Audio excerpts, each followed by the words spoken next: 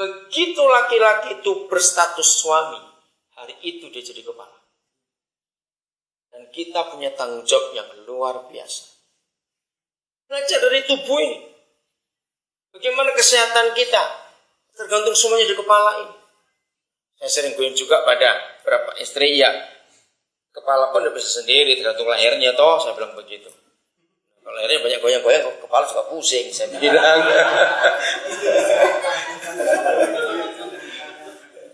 Oke, apa? Nah, jadi ada kerjasama. Kita semua punya tugas yang berbeda-beda. Tapi semua saling melengkapi dan kita tidak bisa berkata, aku lebih penting dari yang lain, tidak. Sehebat-hebatnya kepala. Karena kalau bicara orang pintar, nggak bilang perutnya ya, nggak bilang begitu. Orang pintar bisa kepalanya dong, masa perutnya. Oke, nah sehebat-hebatnya kepala, sepinter-pinternya kepala. Kalau dia nggak punya tubuh, menakutkan juga. Maka itu dalam dua keadaan, dua bagian ini kepala dan tubuh, kita harus sungguh-sungguh tahu fungsi kita. Sungguh saudara, kalau kita melihat banyak keluarga yang berantakan, pakai hukum ini. Saya sudah ngomong kepada orang agama apa saja. Begitu tahu mereka hubungan kepala dengan tubuh, mereka itu heran. Betul juga. Maka itu kenapa Tuhan kita berkata nggak bisa cerai? Bukan nggak boleh cerai. Beda, nggak boleh nggak bisa. Sejengkal-jengkalnya tubuh pada kepalanya karena kepala suka pusing. Masa tubuh bilang aku potong aja kepalamu, ya mati dia. Itu pula kepala.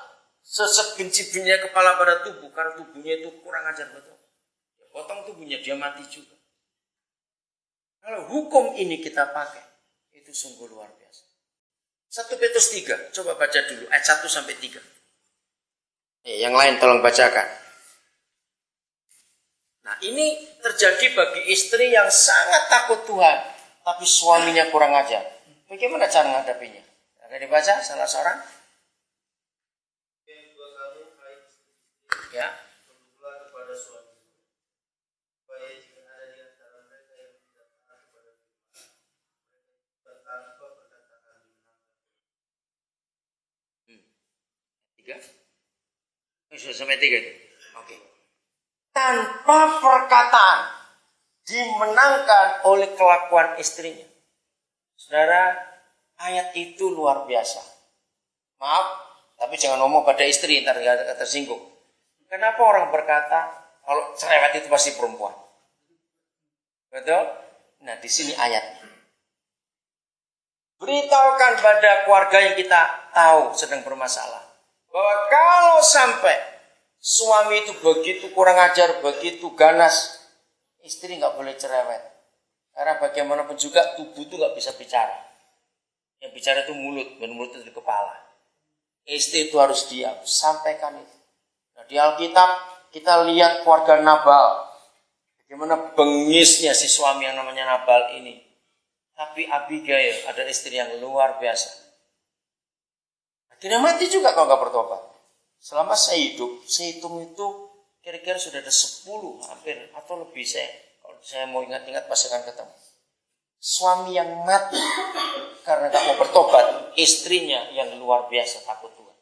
Dan itu betul Alkitab itu. Maka itu istri, sampaikan pada istri-istri yang lain yang kita kenal. Supaya kalau rumah tangganya kacau, suaminya kurang ajar. Supaya dia belajar untuk diam. Nah, pertanyaannya. Kenapa istri punya jaminan? Kalau kepalanya macam-macam, suruh diam, Tuhan akan urus. Karena 1 Korintus 11 ayat 3 tadi. Jadi begini tugasnya. Kalau istri disakiti oleh kepalanya, istri harus lapor ke kepalanya. Siapa dia? Yesus. Laporkan kepada Yesus.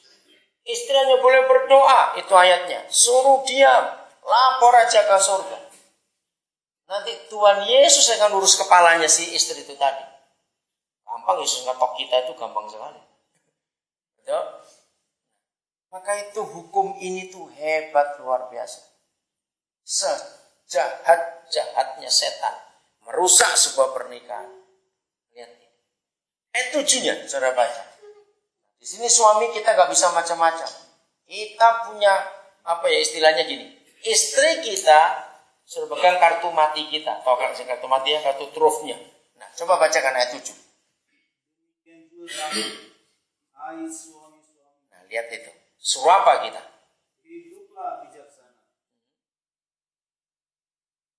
sebagai kaum yang lebih lemah. Hormatilah mereka sebagai teman pewaris dari kasih. Nah, di bagian ayat ini saya kagum. Pewaris kasih karunia itu kehidupan. Nah, itu kenapa perempuan itu punya rahim dan punya payudara. Itulah pewaris kehidupan. Kita nggak punya itu. Dan kita harus menghormati. Oke, lanjut. Kalau tidak, bagaimana suami? Supaya doamu jangan berhalang. Wow, ngeri sekali.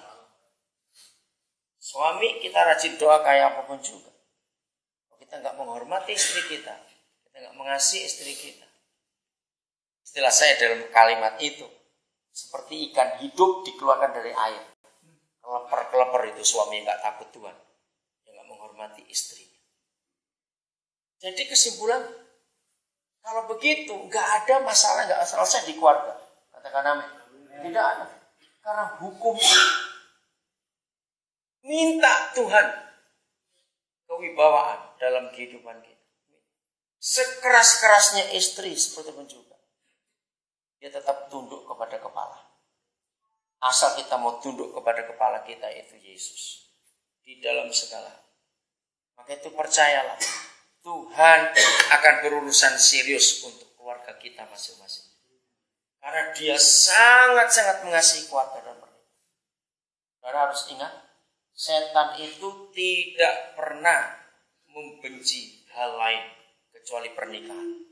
Catat itu baik-baik. Setan itu bencinya pada pernikahan luar biasa. Kenapa? Karena mereka tahu dalam pernikahanlah surga itu nyata. Dalam pernikahanlah Yesus itu nyata. Sebagaimana Tuhan Yesus sebagai suami, kepala gereja, dan kita adalah istri. Begitu dia mengasihi kita luar biasa. Berapa banyak penyelewengan kita. Seringkali banyak orang menyalahgunakan Matius 19. Oh, boleh ceraikan istri kalau karena zina. Tidak, itu konsep yang salah. Coba bacakan Efesus 5:33. Kalau kita pakai ayat ini, kita akan tahu bagaimanapun tetap suami yang bertanggung jawab. Jadi bagi saudara yang belum menikah, ini penting kalian simpan dalam hidup. Nanti kalau kalian menikah, akan mengerti rahasia hebat ini. Firman Tuhan, bagaimanapun juga bagi kamu masing-masing berlaku. Ya, stop sampai di situ ya. Bagaimanapun juga bagi kamu masing-masing berlaku. Nah, siapa masing-masing itu? Saudara perhatikan dari ayat 22 di Efesus 5 sudah disebutkan hubungan suami istri. Tapi di ayat yang ke-27, 28, Yesus melibatkan diri seperti Kristus. Maka lewat Efesus 5 ini, dengarkan laki-laki, kita yang disebut laki-laki itu ternyata adalah wakil Yesus di dunia. Simpan baik-baik kebenaran, kita adalah wakil Yesus di dunia. Maka itu istri kita nggak bisa salah, karena Yesus nggak bisa salah. Amin. Kita harus jadi Yesus betul-betul. Nah, karena itu bagi kamu masing-masing berlaku hukum ini. Jadi Yesus masuk di situ tidak?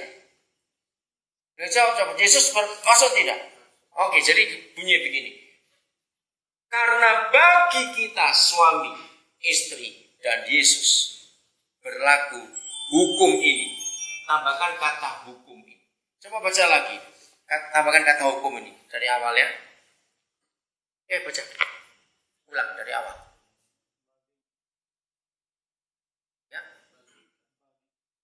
Masing-masing hukum ini termasuk Yesus. Hukumnya apa? Lanjut. Kasihilah istrimu. Nah, siapa itu? Suami. Kasihilah istrimu, suami. Berarti Yesus ada di situ. Terus?